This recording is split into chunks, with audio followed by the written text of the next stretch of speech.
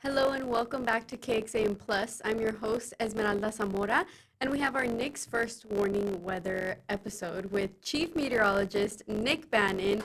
And this time we have another special guest. We have meteorologist Tommy House. Oh, yeah, it's a full house here today. How are y'all? We're good. How are you? We're good. I'm doing I can't good speak too. for Tommy, actually. I shouldn't say we're good, like we're some, A team. conjoined mind or something. But I am well. Tommy, how are you? We're doing good. Weather minds think alike. Yeah. Good. Well, there's been a lot of chatter in this room before starting the stream about a certain topic, and I want you all to introduce it for me. Yeah, so I know Tommy and I, we dig deep in the weather social media scape, and it could be a dark place. There are a lot of people in search of clicks, revenue, worst case scenario posts, Clickbait. and it's a tough task to tackle because a lot of people click on that stuff and share that stuff, and then it sort of snowballs out of control.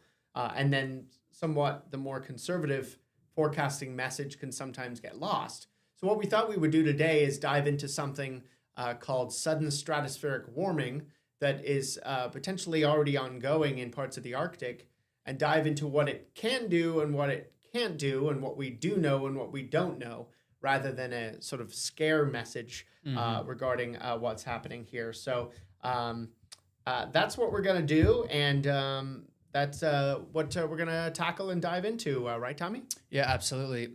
This is one of the things where a lot of people are traveling for Thanksgiving. In fact, AAA has the most amount of travelers. So people are looking ahead to Thanksgiving and beyond. And when you go on Facebook and you see credited sources saying huge cold air outbreak, huge winter storms already, it just makes that 7-day forecast we work on less valuable because you could just access information by looking at fear-mongered posts. So Nick, great point there, especially with these big holidays coming up. Yeah, so I thought we would start by talking about what sudden stratospheric warming is and what it can do, and sort of how we can get cold air to come down to central Texas should the situation be perfect. Is there already chatter that this Arctic air is making its way south? Yeah, I mean, there are some indications of colder air coming into the northern tier of states later this month. And there's computer models that back that up. But will it be to the degree that so much of the chatter is scaring you to think it would be? We think it's too early to tell. And it may not be until later in December that we truly get a grasp of just how much of that Arctic cold could come in.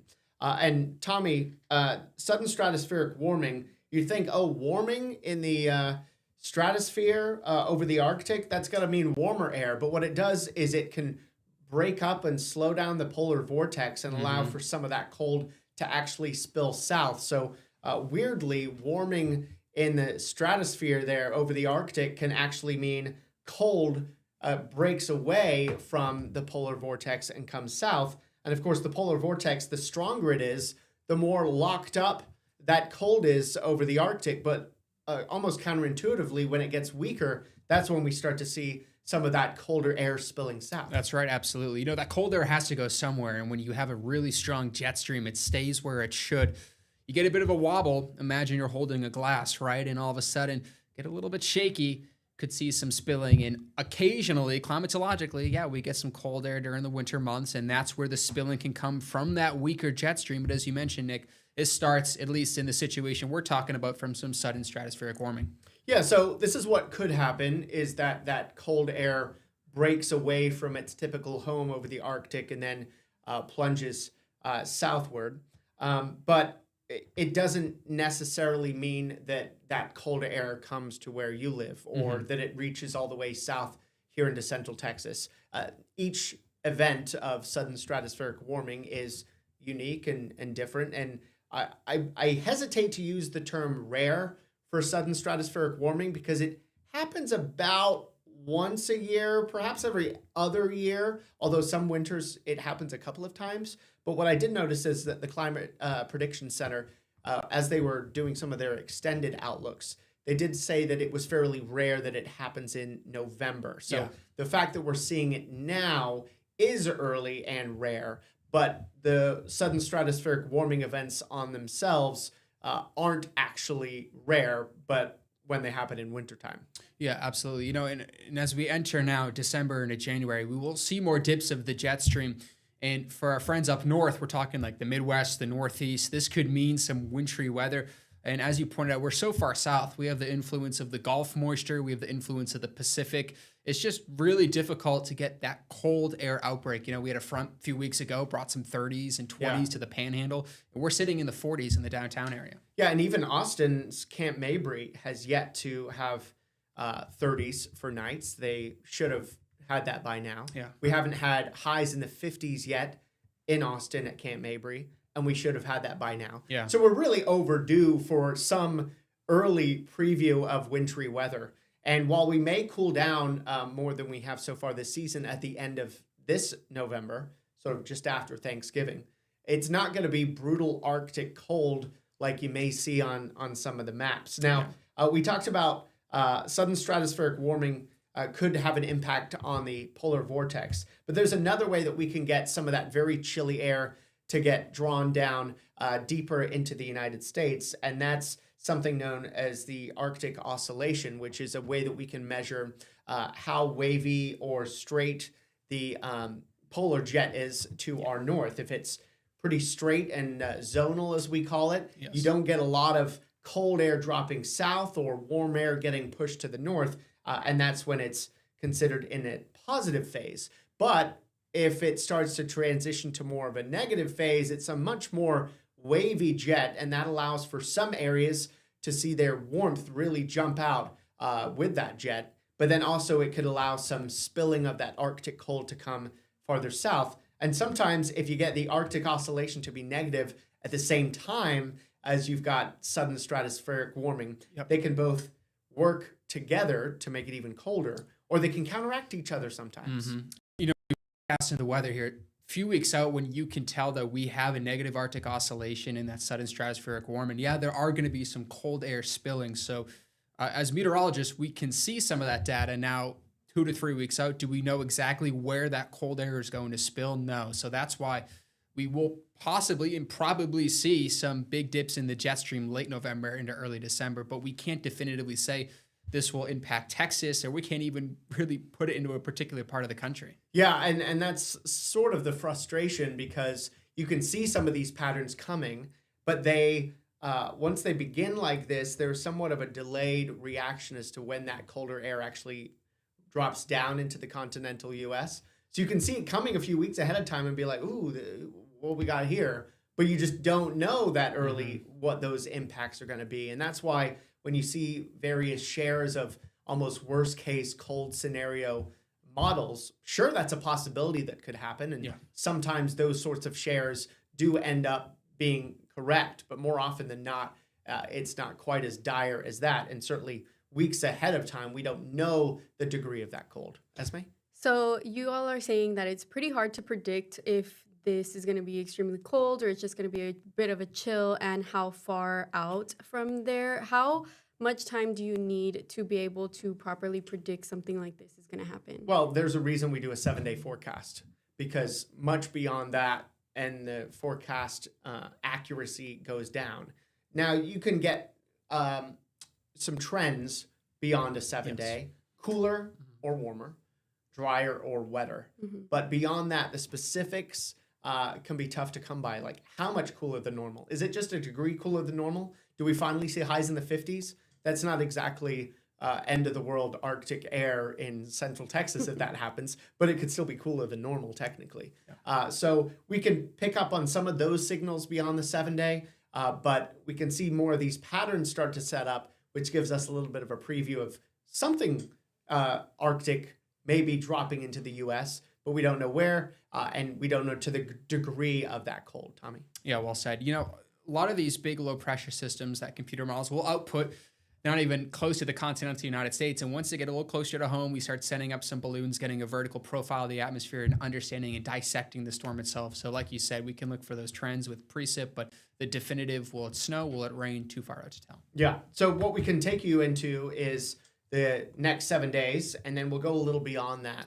And of course, as we're recording this today here on November the 19th, We're 8 days away from Thanksgiving now, and you could see there is a cooling trend. This is unrelated, though, to some of those other discussions that we've brought up about the negative Arctic oscillation or the sudden stratospheric warming. Should we see any impacts from those things, that wouldn't be until most likely December. But we've got other weather and weather patterns and cold fronts and things that can still knock our temperatures down before any potential impact, if there is any, from those other factors. So our daytime highs gradually dropping down through the 70s. Our nighttime lows still staying above normal. Now, normal for this time of year should be in the 40s. And we have been far from that most of the time in Austin with no 30s yet at Camp Mabry. So even the next 7 days of our nighttime lows don't get all that chilly. And then we can take you through the national map here. And of course, the blue is the cold. We start to see that spilling farther south by next Wednesday. So this is the day before Thanksgiving. But still, look where we are. Mid 60s next Wednesday. That's not terrible. We may even see some 70s at that point. 60s still on Black Friday, even though that cold does start to spill through more of the country. Again, it goes back to the, will that cold make it this far south? And, it's just too early to say, Tommy. Yeah, and one of the things too is, as you notice as you play this out beyond 7 days, the consistency of where we think that cold air is going to spill. Like even the computer model doesn't have a great idea. It's not as definitive. If we look at the trends, right? So if we want to talk about the Climate Prediction Center's trend for some colder air coming in, we can look at this map real quick here. The lighter blue, that is the confidence we could see colder than normal, but notice there are shadings to that. So the darker blue, the higher confidence of colder than normal air. And even then, as you showed those same dates, Nick, with those temperatures, it's not like there's a widespread confidence that the Texas area is going to be getting some cooler than normal temps. Yeah, in fact, even during that late November, early December period, the Climate Prediction Center, more than anything else, is leaning toward near normal for us, which is cooler, sure, but it's not outrageously cold. In fact, we get some emails from time to time from viewers who have heard things about what's going to happen in a couple of weeks or next month and asking us if it's true or not. And one of those things was about how cold it's going to be at the end of November. And I think my response was, yeah, we're seeing some signs of a chill by the end of the month, but I don't think it's going to be disastrous. I just think it's going to be maybe bringing us down closer to normal, if not slightly below normal for the first time that we've had in much of the month. So some signs of that. Now, as we widen this map out, as maybe we can pop that back up, you can see that cold air and the higher confidence, as Tommy put it, which is very good. Those darker blues indicates much more likely to be cold. And that's what we're seeing in the vast majority of the northern states as we wrap up November and head into early December. So it's much more likely that they are experiencing the type of cold that we've been previewing. It's just whether it gets down here, still big question marks. And that's why, from a temperature outlook perspective, things leaning normal late November into early December. Not that we have normal a whole lot around here. We don't. But near normal is almost cool for us, given how warm the last couple of months have been. But that's where the outlook, therefore, takes us as we wrap up the month into early December. Well, Nick, we have a lot of Facebook comments asking when this cold Arctic air is going to hit us. Is it going to be later in the winter, earlier in the winter, and who is it going to impact? Can you answer their question? Yeah, so I'll first say that some of our longer-term computer models are suggesting that listen. may only have highs in the 50s or 60s by the end of November. But Not too bad. That's beyond our 7-day, remember. But this would be sort of Thanksgiving, if not just after Thanksgiving, that we would get a little brief chill. Yeah. And even some of those, and Tommy and I look at a lot of the same stuff, even some of the coldest models for late November only have us dip into the 50s for maybe a day or two. If we get that cold at all. Some of them have been trending a little bit warmer today. So that's not Arctic cold by many definitions here. And then we start to climb back up again. Now, if that sudden stratospheric warming does become more of a reality this far south, as we mentioned earlier, the impacts can be somewhat delayed from when it begins to when the cold can plunge south. But for that, we would be looking for sort of first to second week of December if it makes it this far south. And that's what I want a lot of our viewers now to remember, that the things that we're saying, we're having to speak loosely because we don't have scientific accuracy, nobody, that far in the future. So you just have to be very wary about some of the stuff that you see and share, because if someone's saying it, even if they're saying just a computer model, but I thought I would share it, and then everyone shares it, and then they don't read the caption, then it becomes, oh, what happened to that cold coming in Why X, is it Y, not and cold? Z? Why is it not here? And then it was like, well, we never said it would be here, that sort of thing. So just have to be careful about some of the stuff you share and see on social media. But we thought it would be a good opportunity for us to dive into some of these mechanisms that could bring that cold either into central Texas, or that bring that cold at least into the continental U.S., but also give an explanation as to why we haven't talked about it as much, because the degree of confidence in that sort of thing is on the low end. Esme, though, you ready for this? Yeah, I'm ready. Here we go. Next week, we'll be able to, I think, share the December outlook. Ooh. So stay tuned for next week's episode. Next week. Nick's And First maybe Warning, we'll 'cause talk be a able to little dive more. into that a little bit. Yeah, about the cold and how cold it's going to get, and whether this Arctic air is going to come to us or not. Yes, and that's the key. It's whether or not. Yeah. Here As we it go. is far from certainty. For me, it's are the pigs coming or not? Yes. Yeah, for frequent watchers of this program, Tommy, you may not be aware. I'm just shaking my head. Yeah, Esme has a collection of pigs. Oh, they're not mine. But they live near her neighborhood, and when the temperatures get cold, they come out, right? So I'm sure this Arctic blast is going to bring them out. So instead of the phrase "when pigs fly," we'll just say "when the pigs come out in the cold," and then we'll know what. And then Esme's we'll talking know. about. But on KXAN.com, under the weather and traffic tab, we've got a little in-depth explanation about all of this. Here's how Arctic air could reach central Texas. And it dives into all of that, including a recap of our discussion here today. So much to dive into. And since we've talked about this sort of current outlook, of course, remember, we're watching out for the potential for some pretty rough weather over the next, say, 36 hours, including some flash flooding potential and even a low severe weather risk.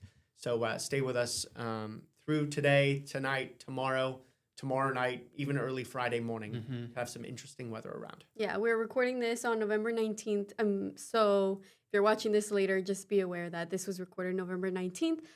Nick, can you tell us a little bit about Friendsgiving before we wrap things Oh, yes, up? quickly. Friendsgiving. We're raising money for the Central Texas Food Bank, and we only have a week left of our Friendsgiving challenge. It ends next Wednesday at 4 p.m. We'll announce the winner. Who's winning so far? So far, evening team is winning. But the morning team has won 4 out of the last 5 years, and they have a history of making a late comeback. So we're not resting on our laurels in any sort of way. We're trying to reach $75,000 raised just on the evening team alone by middle of next week. And we would love it if you could help us out. Go to kxan.com/friendsgiving and then click on the evening team and make your donation. It all goes to the Central Texas Food Bank in the end. And they've had a particularly tough season, what with the government shutdown and things. Last Saturday, they told me it was their busiest single day ever as far as the amount of food that they've had to give out in one day. Wow. So they really need our help. kxan.com/friendsgiving. Donate to the evening team. You'll feel really good about it, and the food bank really needs our help. Yes, they do. Well, thank you both for joining me here for Nick's First Warning, and we will see you next week, Nick, and I'll see you on Sunday, Tommy. Thanks for joining me, I'm actually Tommy. gonna Tommy's going to be off on Sunday. Oh. I'm going to be in Boston, but hey, listen, it'll be fun. Stay warm. Thanks for having us, Esme. Bye.